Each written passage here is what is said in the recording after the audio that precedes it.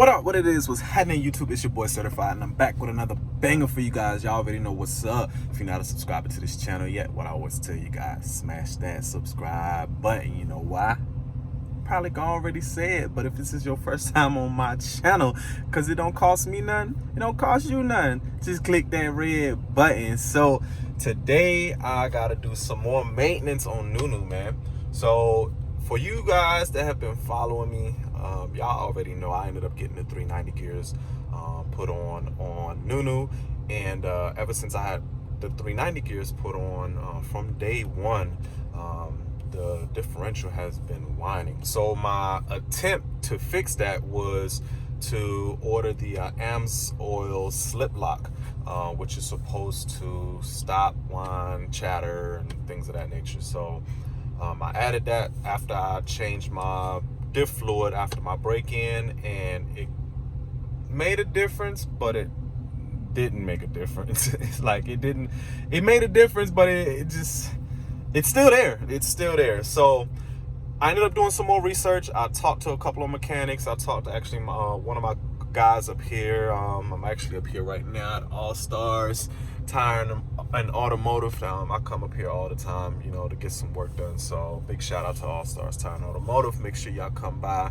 if y'all got any tires, automotive, suspension, any of those needs. They do lifts. They do a lot of work. They do great work, actually. In my opinion, probably one of the best here in the area. So anyways, well, real quick, plug them right here. But anyways, came back up here and talked to my guy and got some insight, and he actually told me that AMSOIL makes good products. So initially I ended up going with the MOPAR fluid for my diff. So this time I ended up getting the AMSOIL differential fluid. So actually I'm gonna pull this out for you guys. So I ended up deciding to go with the AMSOIL Severe Gear synthetic gear lube. So this right here on their website, if you actually use the slip lock, if you're using this fluid, the slip lock is not required, but I ended up getting it anyways. So I'm gonna mix the slip lock with this as well. That's my guy right here. What's going on, baby? Just a second, I'm gonna clear out bay 3. Okay. That way, because I know that's the only way I can lift this up. Okay. All right. Sounds good. But yeah, that's my guy right there. He's gonna take care of me. But I ended up getting the slip lock as well. It does not do any harm to add it in there. It just says on their website, if you go to this actual product, it's just saying that it's not required to add it in this fluid, but if you add it, it's supposed to protect it even more. But anyways, the slip lock tells you on here it eliminates chatter, which is gear whine. Gear whine, chatter, it's the same thing. So it's supposed to eliminate that, but it didn't eliminate that with my OEM fluid. So I'm gonna use the AMSOIL stuff. So we're gonna see how this thing goes. We're gonna see if I still get any gear whine. It's not bad. It's really not bad. It's noticeable. Don't get me wrong. It's definitely noticeable. But it's not so bad to the point to where I feel like I need to get a new diff. Not yet anyways. So I really don't want to get rid of these gears. But if I have to get rid of these gears, it is what it is. I enjoyed them while they lasted, but yeah, I do have warranty on these gears, man. I got a 1-year warranty, so I got until January or December of this year. No, actually December of this year to decide to get another diff if this whine doesn't go away. So, anyways, I'm rambling. Let go.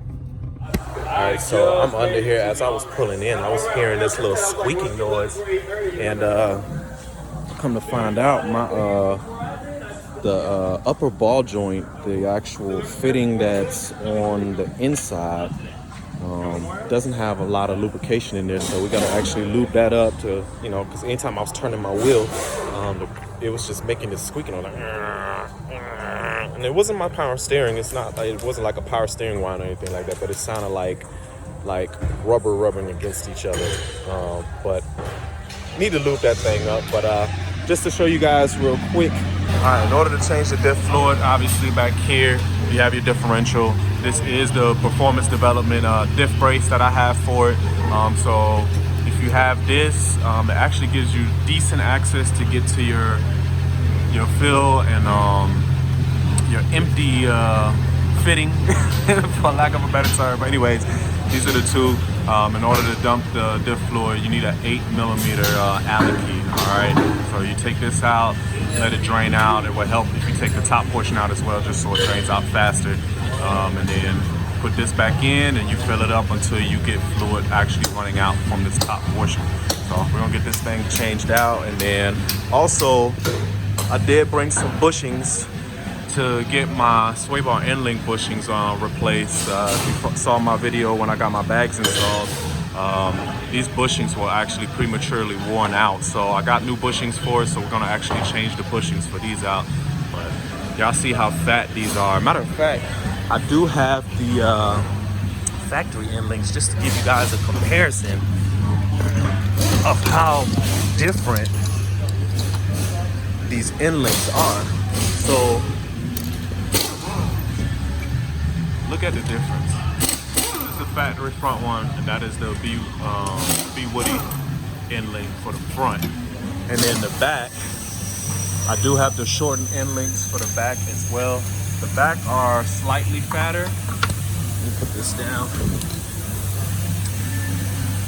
Slightly fatter, and you can see how much thicker they are.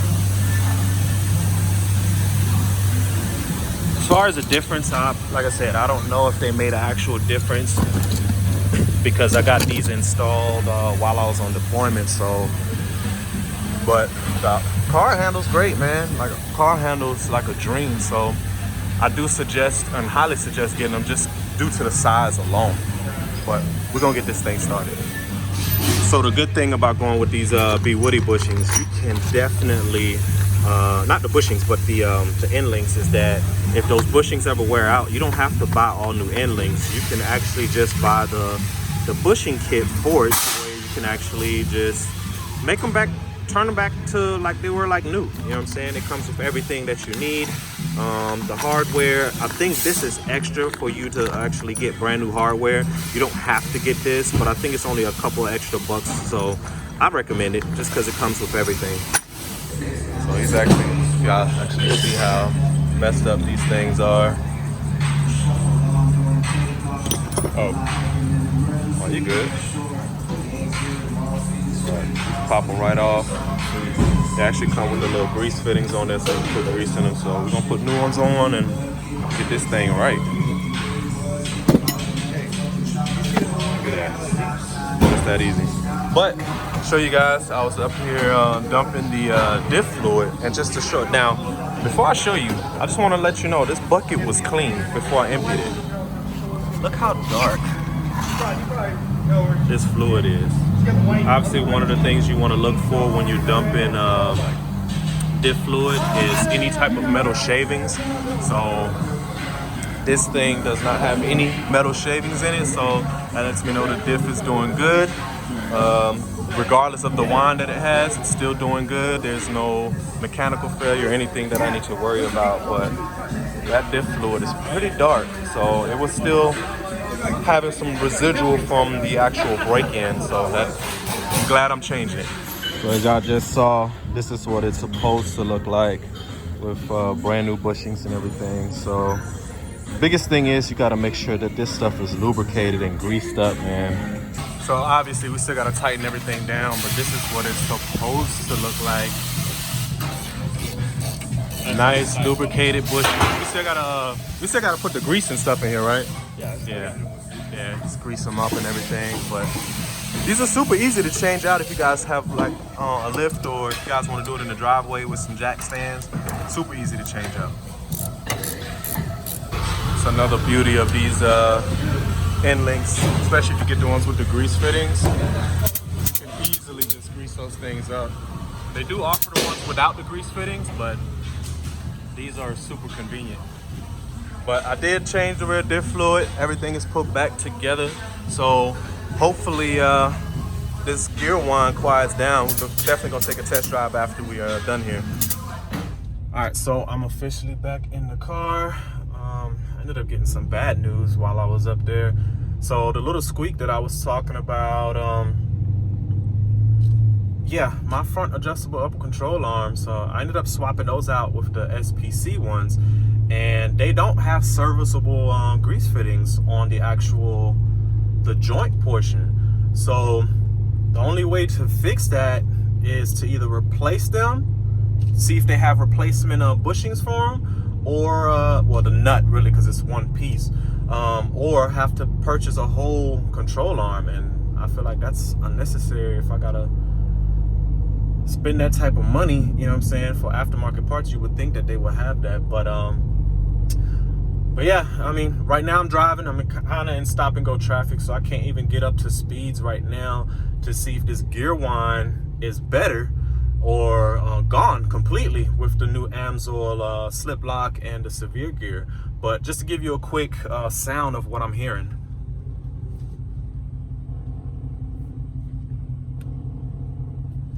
I hope you guys heard that, but it sounds like literally if you take two pieces of rubber and rub them together slowly, that's what I'm hearing. Like, it's just creaking, but it's annoying. So I'm definitely gonna contact SPC and see what they can do about that. But yeah, I'm gonna get with you guys here in a second as soon as I can get up to speed, and we'll see if this gear whine stops. All right, so I've been driving in stop and go traffic and stuff, but as y'all can hear, hold on, let me see if I can get it done.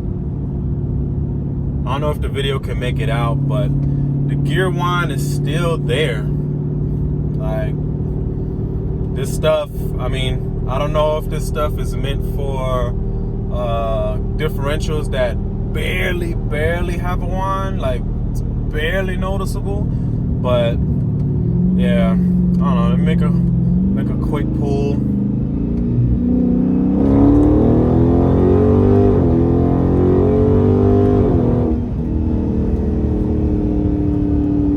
Heat this fluid up. It's supposed to be good stuff, man. Like, I've read nothing but good reviews. I've heard nothing but good reviews of Amsoil products, and including the gear oil. Like, I did a ton of research on it, and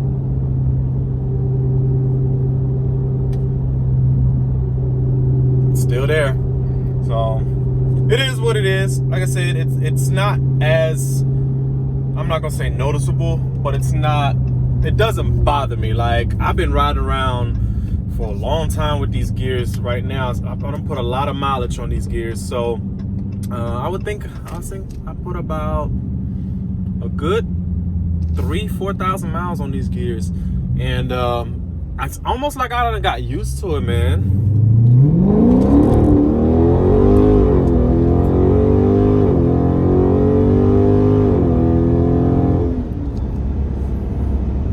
But the way this car feels, man, goodness, the way this car feels, especially on the low end, just the way it pulls, like it's almost like I can live with it, man. Like, it's not so bad that I cannot live with it. But it didn't make a difference. I don't know if it'll make a difference over time. I've only driven about 20 miles on it now, so who knows, it may change, may get better. But right now, as of right now, I don't see a difference. I don't see a difference at all. But it is what it is. At least I got new diff fluid in here. Y'all seen how dark the fluid was when I initially started the video, when I drained the fluid. So I'm glad I actually changed it, because that was pretty dark, and I only put I ain't gonna say a couple miles, but it wasn't a lot. It wasn't a lot of mileage that I put on it, that it was that dark. But luckily there were no metal chunks, so at least the diff is holding up. But that's gonna wrap it up for today's video, man. Like, comment, subscribe, hit that notification bell so y'all don't miss any bangers that I got coming up for you guys.